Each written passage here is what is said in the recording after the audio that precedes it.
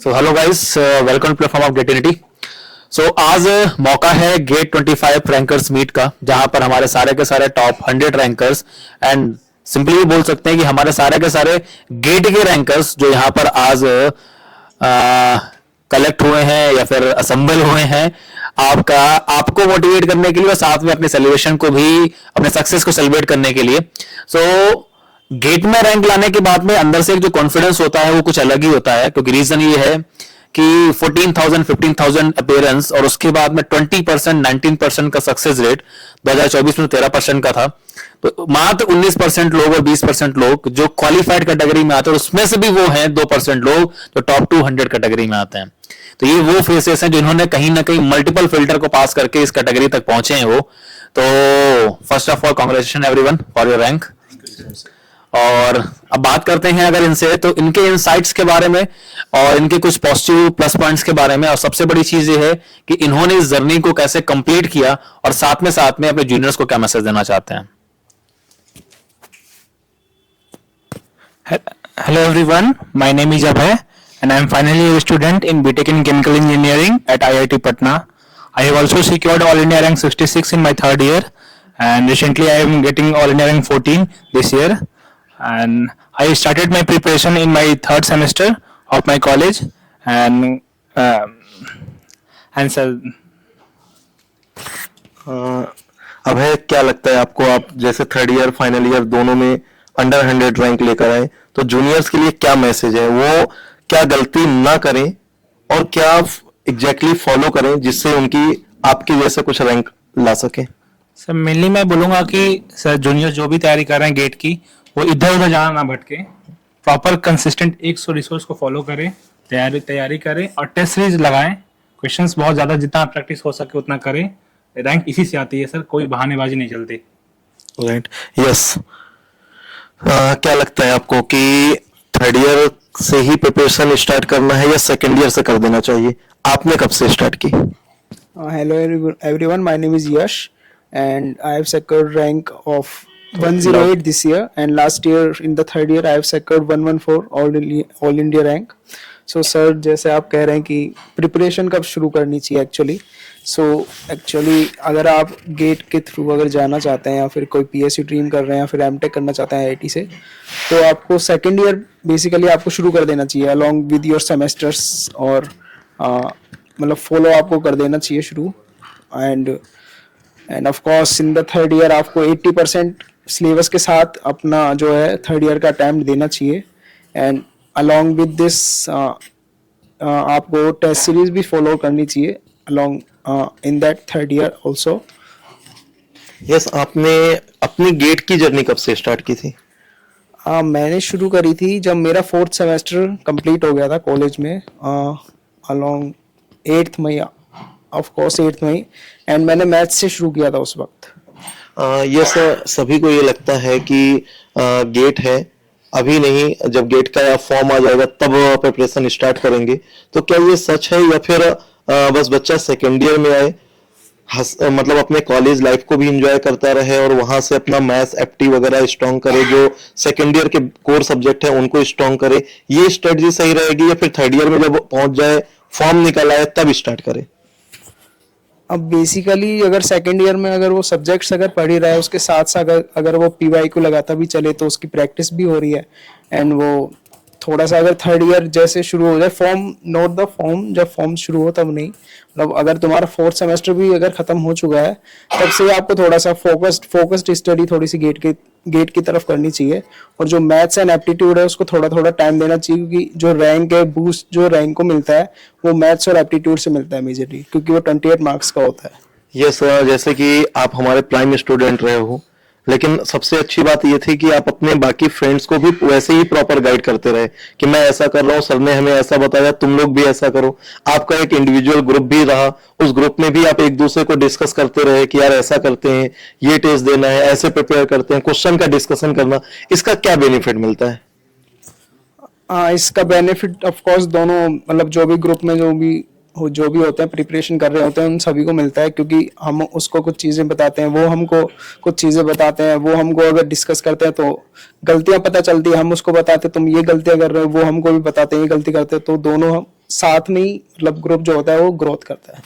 Arijit and उत्कर्ष, आप दोनों HBTU Kanpur के स्टूडेंट हो, और जैसा कि हम लोगों ने देखा कि एचबीटीयू में हम फैकल्टी भी रहे, मैं और सुमित सर जी थर्ड ईयर के स्टूडेंट। हाँ, एचबीटीयू थर्ड ईयर के आप स्टूडेंट हो दोनों, और कभी 2014 के आसपास मैं और सुमित सर एचबीटीयू के फैकल्टी भी रहे हैं। सो बस एक ही कंसर्न है, हमारे टाइम पे जब हम आपके कॉलेज में पढ़ाते थे उस टाइम पे हम लोग खुद ही बच्चों को मोटिवेट करते रहते थे, गेट देना है, गेट करना है। लेकिन अभी इस टाइम पे ट्रेंड मैंने देखा है कि एचबीटीयू में थोड़ा सा वो ट्रेंड कम हुआ है गेट का। सो एक ऐसा स्ट्रॉन्ग मैसेज जो आप अपने सेकेंड ईयर वालों को और अपने फ्रेंड्स थर्ड ईयर वालों को दो, कि जिससे कि वो कम से कम आपसे सीख के नेक्स्ट ईयर कुछ ऐसा गेट में कमाल करें और एचबीटीयू का फिर से वही नाम आना चाहिए। क्योंकि ये शायद सर बहुत टाइम हो गया, हम लोग देखते थे अंडर 100 इतने सारे बच्चे होते थे एचबीटीयू के, और अब लगातार बच्चे कम होते जा रहे हैं अंडर 100 में। तो उसके लिए क्या एक स्ट्रॉन्ग मैसेज आपकी तरफ से? सर एचबीटीयू में बेसिकली इसलिए कम हो गया है क्योंकि अधिकतर मतलब सभी स्टूडेंट्स को प्लेसमेंट मिल जाता है, जिससे कि वो गेट पे फोकस मतलब कम करते हैं। तो मतलब यही मेरा मैसेज है कि अपने जो सीनियर जितने भी पास आउट हो चुके हैं, जो बड़ी बड़ी पोजीशन में है, ज़्यादातर पीएसयूज में, उनसे मतलब गाइडेंस लीजिए, उनसे सीखिए, ताकि मतलब काफ़ी अच्छा हो जाए। अर्जित, आप third year core chemical engineering student हो, यस सर। तो आपकी तरफ से क्या मैसेज है सेकेंड ईयर वालों को गेट पे फोकस करना? क्योंकि अच्छा, अगर आपको आइडिया हो कि जो आपके सीनियर्स होंगे Yes. फाइनल ईयर के, उनका लगभग क्या पैकेज जाता है आपके कॉलेज में प्लेसमेंट में?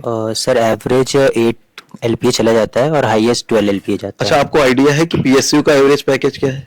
है। Sir average about 17-18। ठीक है, तो ये 8 लाख को 18 लाख के पैकेज में क्यों नहीं कन्वर्ट करना चाहते आपके एचबीटीयू के स्टूडेंट? सर एक्चुअली जूनियर्स को भी ऐसा लगता है कि प्लेसमेंट तो 100% है ही अपना, और केमिकल का एचबीटीयू में लेगेसी भी बहुत अच्छी है, एल्यूमिना नेटवर्क भी बहुत अच्छा है, तो वहाँ पे कंपनीज आती रहती हैं, तो उनको लगता है प्लेसमेंट मिल ही जाएगा, तो गेट के लिए एक्स्ट्रा एफर्ट्स क्यों डालना। लेकिन एक्स्ट्रा एफर्ट में 10 लाख पर एनम का डिफरेंस है। Yes, sir. आप 8 लाख का पैकेज पाके 18 तक पहुंचते पहुंचते 10 साल लग जाएंगे Yes, sir. मिनिमम, और यहाँ पहले साल से ही 18 का पैकेज मिलेगा। Yes, sir. तो गाइज, बस यही चीज आपको समझाना है।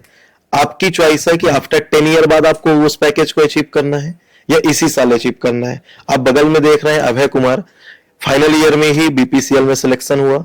अभय वैसे पैकेज पूछते नहीं है, लेकिन स्टूडेंट को मोटिवेट करने के लिए मैं आपसे पूछा हूँ, क्या ऑफर हुआ है आपको?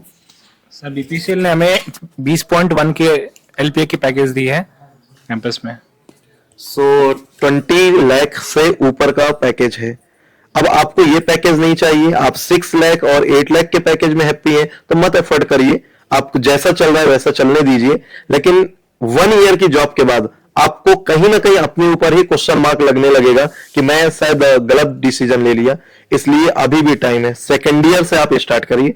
मैं ये नहीं बोल रहा बहुत लोड लीजिए, बट सेकेंड ईयर में कम से कम 3-4 सब्जेक्ट के साथ स्टार्ट करिए।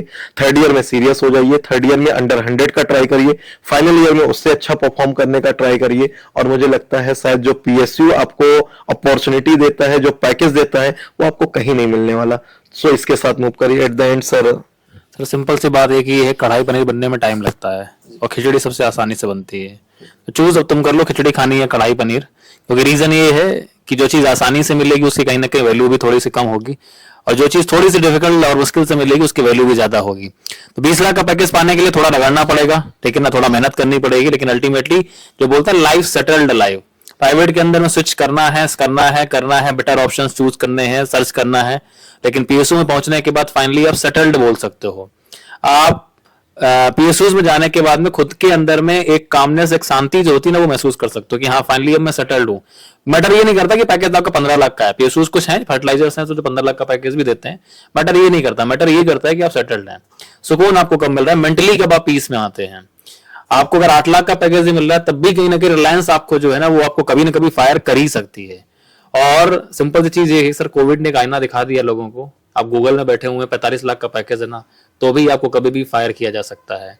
तो प्राइवेट जॉब के अंदर कभी भी आप सेटल्ड महसूस नहीं कर सकते हैं, और ये कॉन्फिडेंस आपको सिर्फ और सिर्फ पीएसयूज में मिलता है। तो चॉइस आपकी है, ठीक है ना। आज आप खिचड़ी खाना चाहते हैं या फिर आप कल शाही पनीर खाना चाहते हैं, चॉइस आपकी है।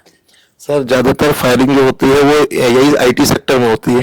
केमिकल इंडस्ट्री में अगर फायर कर देंगे तो फिर उनका जो इक्विपमेंट है वो कौन रन कराएगा? में सर एक भी केमिकल इंजीनियर फायर नहीं हुआ। सो केमिकल इंजीनियरिंग एक स्टेबल ब्रांच है, स्टेबल जॉब है, कोर ब्रांच है ना। आपको प्राउड होना चाहिए कि आप केमिकल इंजीनियर हैं, है ना। लोग अपनी केमिकल इंजीनियरिंग छोड़ के आईटी सेक्टर की तरफ जाते हैं सिर्फ इस वजह से कि पैकेज ज्यादा मिलेगा।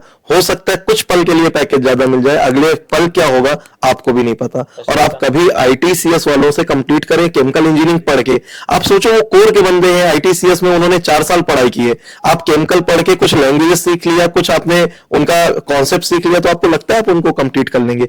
आप अपनी ब्रांच पे नाज करिए।